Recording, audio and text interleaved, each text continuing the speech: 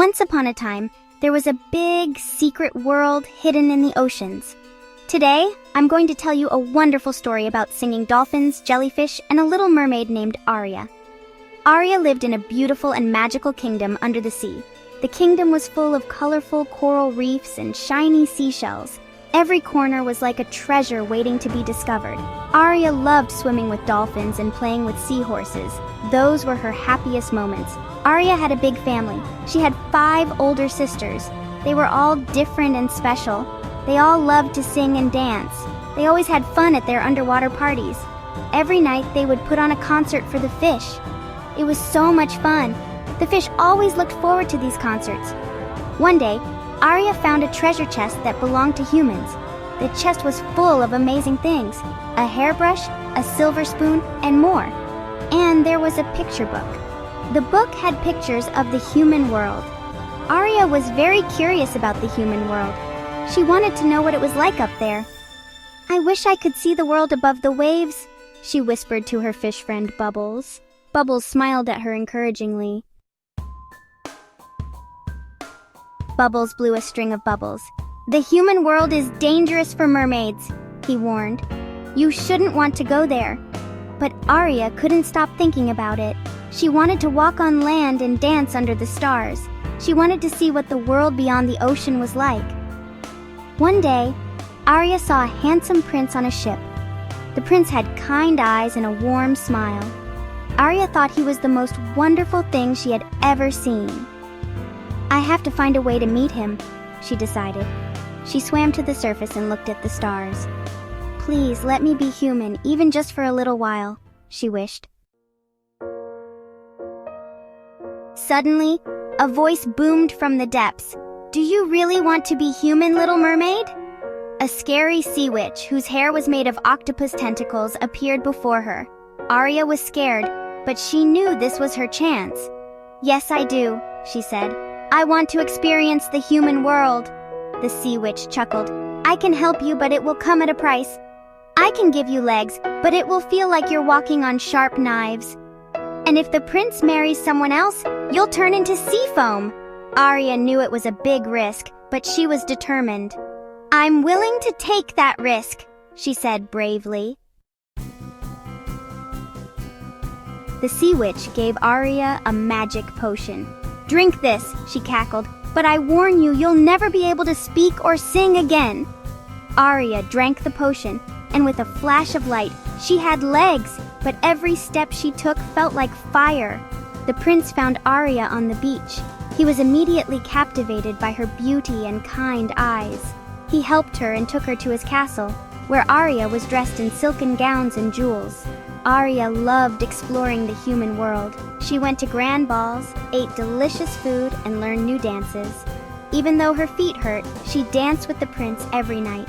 She wished she could tell him how she felt, but she had no voice. The prince became very fond of Aria.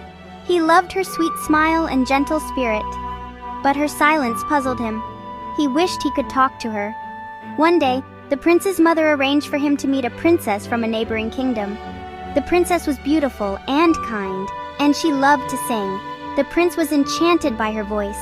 Aria's heart broke. She knew she couldn't compete with the princess. She had no voice, and she wasn't a real human. She was afraid the prince would never love her. Aria's sisters missed her terribly. They had heard about the prince and the princess. They were worried about their sister. Aria's absence had created a huge void in the depths of the sea. They knew the pain Aria was hiding and the danger she was in.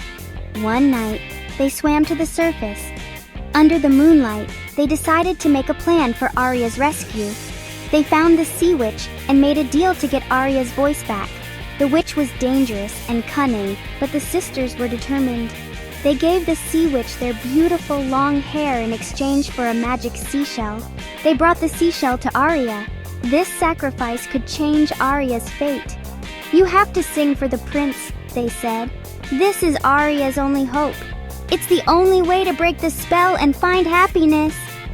Aria's heart was pounding, but they warned her, "If you use the shell, you will belong to the sea witch forever." Aria was heartbroken. This was the hardest decision of her life. Should she risk her life for a chance to be with the prince by using the magic shell? Or should she become a slave to the sea witch? Or should she give him up and face a life without love? Aria's heart was caught between two worlds. Aria looked at the prince one last time. In his eyes there was deep love and sadness. He was laughing with the princess, and Aria knew in her heart that he deserved to be happy. This thought gave Aria some comfort. She decided not to use the magic shell. The shell's power felt like a burden on Aria's heart. With tears in her eyes, she threw the seashell into the ocean. This was a difficult decision for her. The moment the shell touched the water, a bright light filled the sky. This light illuminated the darkness within Aria.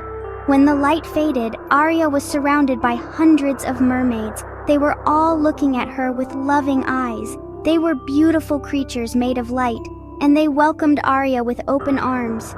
Aria had never felt so accepted. "Aria," they sang, "you have shown great courage and kindness." These words warmed Aria's heart. "You gave up your own happiness for the good of others. That is the truest love." Aria felt the truth of these words deeply. The mermaids told Aria that she would now live with them, bringing light and joy to the ocean. Aria was excited to start her new life. Aria was sad to leave the prince, but she knew she had made the right choice. This was a moment of sacrifice for her. She had found a new family and a new purpose. This was a new beginning for her. And so, Aria swam with the mermaids, her heart full of love and her spirit shining brightly, and she lived happily ever after. This was just the beginning of her story. Well, little ones, don't forget to like our story and subscribe to my channel for support. Goodbye, and stay with love.